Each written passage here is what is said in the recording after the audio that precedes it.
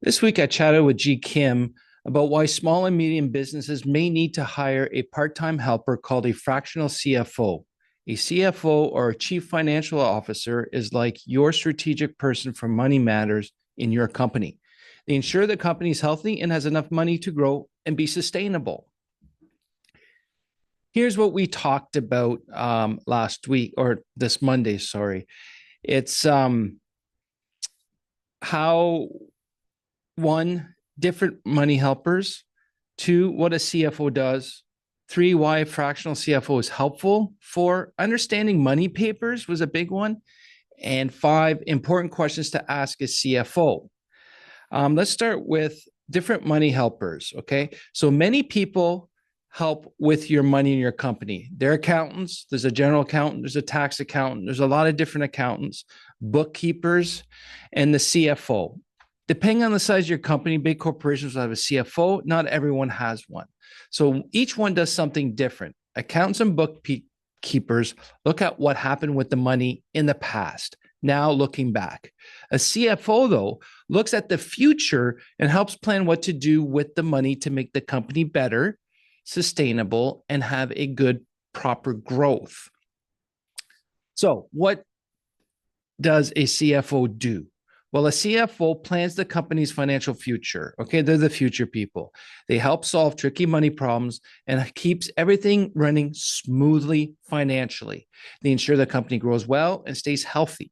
They look at all aspects of your company, not just your money and tax exposure. Okay, they look at operations, contract debts, sorry, and a bunch of other things, not just the tax implications and your transactional, money in and money out. Okay. So why is a fractional CFO helpful? Well, if you're a small, medium-sized company, not all of you can hire a CFO full time. So as much as a CFO is very helpful for future development and you can't afford one, what can you do? Because a lot of these CFOs demand a lot of money, and a good one is worth the value that you're going to pay them. But as a small, medium-sized business, that's hard to justify. So we have the fractional CFO, where you can now hire them part-time or whenever the company needs advice. You can hire them on retainer, or they come in once a week or once a month, or they help with the planning. Okay. And it's very important to grow the company. That's the big thing I got from G on this conversation. I never realized they're all about the future, and everyone I currently have on my financial team is all about the past. Okay. The other thing we really talked about as well was understanding your money papers. Okay. Why is that important? Because you, as the owner, it's good that you're hiring people that know more about you, about your finances and your accounting, but you still need to know and understand where that money is coming from, where it's going, especially the where it's going. Is it being funneled out by one of your employees or by a contractor or a supplier? Right? You need to understand that. So it's not saying you got to go to accounting school and figure all this out. You just need to understand how to read and understand two import. Well, I guess the third one has a report as well, but more conceptual. But you need to understand these three things, okay? And it has to all to do with how your company's doing with your money. Remember, it's your money, even if it's your company. Okay, keep that in mind. So the balance sheet. This I've had a hard time, and I struggled horribly to understand what a balance sheet was or what was given to me. And G really succinctly and directly, easily made me understand. Okay. A balance sheet shows what cash the company has now and what it owes right now. Okay. And it also shows you what I also see, there's an equity line as well. And it also shows the amount of equity your company has or how much equity you have in your company. So in a way, it's kind of like a valuation. It gives you a general idea what value your company has, a bare bones book value to a certain extent. I may have that wrong. If I do, and if you know, please let me know in the comments below, or send me an email at andre@theimpulsivethinker.com. And I'd like to learn more about this balance sheet. I know it's very important, but I've always struggled. It's been said 25 years or more, and I'm still struggling with the balance sheet. I'm getting better, but just to understand now, it's about cash in the company right now. It's a snapshot of your health of your company at that time. Okay. The income statement, also known as P&L, your profit and loss statement. This shows if the company's making or losing money. And honestly, that's about it. The income statement, profit and loss. What revenue comes in, how much I spent. Take the expenses away from the profit. If it's positive, you're making money. If it's negative, you're losing money.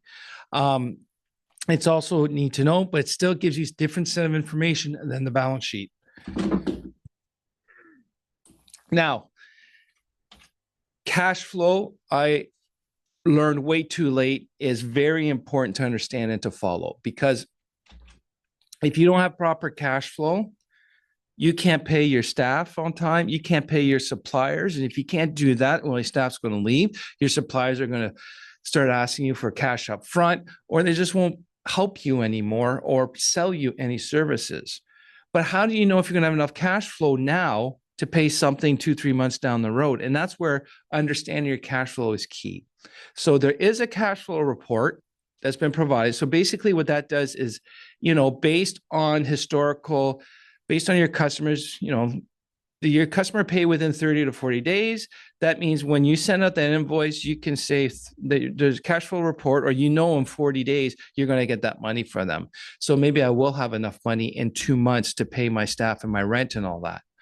At the same time, it also takes into account your payables, how much you pay, how much you're going to need to pay in a few months, like subscriptions. To me, for some reason, they all come in 1 month, and a lot of my insurance comes in all in 1 month. So I need to make sure that I got enough cash flow in those months to be able to pay that off. And that's why cash flow is very important. And you got to keep an eye on that. And that's also one trick I did, is I keep looking at the bank account frequently to make sure that our balance is good enough. And I know in those 2 big months that we're going to spend, like right now, I think in January, I got to spend almost $60,000 on insurance, subscription, and a bunch of other stuff, but that'll be good for the rest of the year. But that's a big chunk up of cash I need to get out. So I'm looking at the next few months, where my receivables are, and to make an idea if I need to borrow money or pull up from my line of credit or something like that.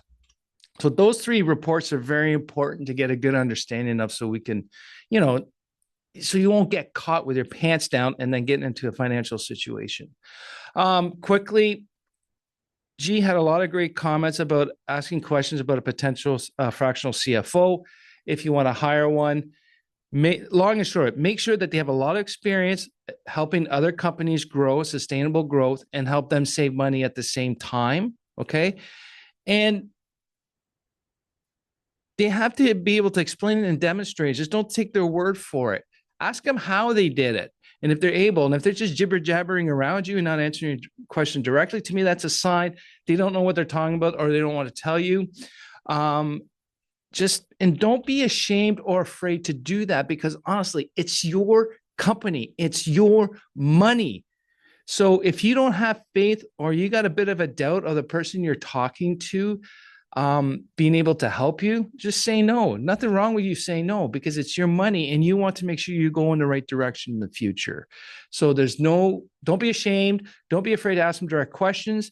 And the key thing I think G really mentioned, I thought was very fantastic, is make sure that they're able to explain to you complex stuff like the balance sheet in terms that you can understand. They might start with a generic answer. And if you don't understand, say, I don't understand, you should be able to change the way they explain it to suit you and to talk to you at your level, but not talk down to you. Make sure that they're going to be there as a partner and not as an overarching expert, and they'll be talking down to you. And they don't know it all. In the end, trust your gut. If you're going to do anything with your company financially, take their advice.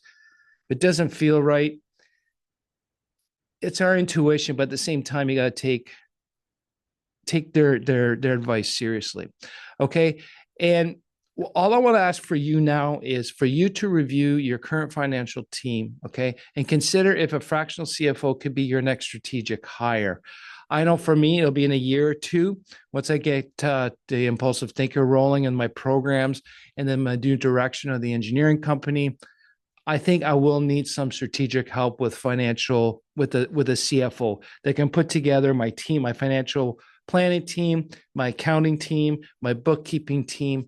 And then at the same time, remember, CFO is all about strategic growth. They're all about the future. So if you want to do a big ass thing in the future, will you be? How can they help you get into that position in a good cash position? So let me know what you think about that conversation with G and my thoughts I just shared today. You can email me at andre@theimpulsivethinker.com. I would love to hear from you.